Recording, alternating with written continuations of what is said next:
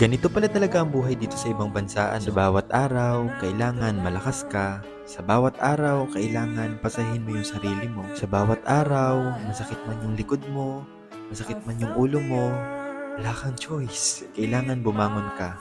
Kailangan pumasok ka. Yung tipong kahit na sumasakit yung likod mo, yung ulo mo, sa bawat umaga, nagigising ka, papunta ng trabaho. Wala. Kailangan patunayan mo na kaya mong tapusin yung kontrata na pinirmahan mo dito. Kala ko nga nun, hindi ko kakayanin eh. Pero eto na yun. Ito na yung totoong laro ng buhay. Laro ng buhay na hindi mo pwedeng basta-basta na lang subukan. Na bawat araw, kailangan lagi mong subukan.